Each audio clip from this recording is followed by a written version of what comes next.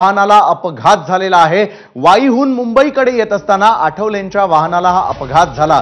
रामदास आठवलेंना कोणतीही दुखापत झाली नसल्याचं या क्षणाचे अपडेट्स आपल्यापर्यंत येतात। स्वतः रामदास आठवले आपल्या सोबत आहेत। रामदास आठवले जी, वाहनाला अपघात झाल्याचं वृत्त आहे, नेमकं केव्हा आणि कसा घडला हा अपघात?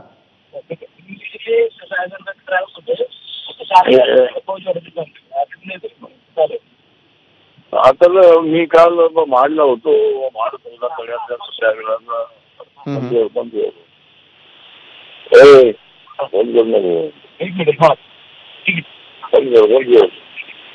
रामदासजी, माझा आवाज येतोय आपल्यापर्यंत?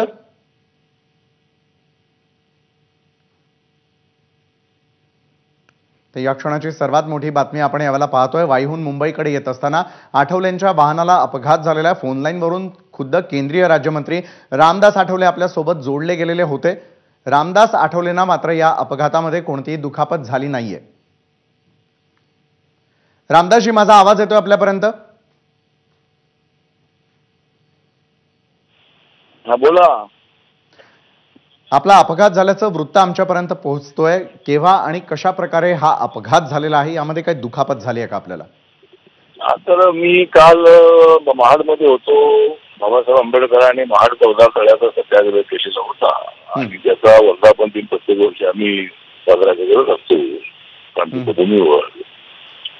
त्या ठिकाणी रात्री 9 वाजेपर्यंत मी त्या ठिकाणी होतो आणि त्यानंतर महाबळेश्वरला आमच्या कार्यकर्त्यांची बैठक होती। त्यासाठी रात्री महाबळेश्वरला मुक्काम होता। त्यानंतर मी वाईमध्ये आलो आणि वाईमधून मी मुंबईकडे निघालो। तर इथे 6:15 वाजता खंडाळा बोगदा आहे। त्या खंडाळा बोगद्यामध्ये एका गाडीला काहीतरी टायर ब्लास्ट झालं होतं आणि ते पंक्चर काढत होते।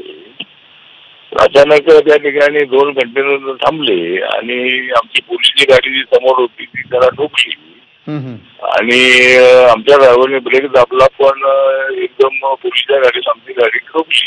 त्यामुळे पुढचं इंजिन आमचं एकदम खराब झालेलं आहे।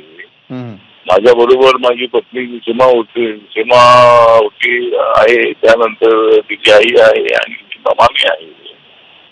आम्ही मुंबईकडे निघालो होतो। तसं काय आम्हाला कोणाला काय लागलेलं नाही आहे। आम्ही एकदम सुखरूप आहोत, पण गाडी मात्र काय खराब झालेली आहे। नक्कीच आपण सुखरूप आहात, धन्यवाद।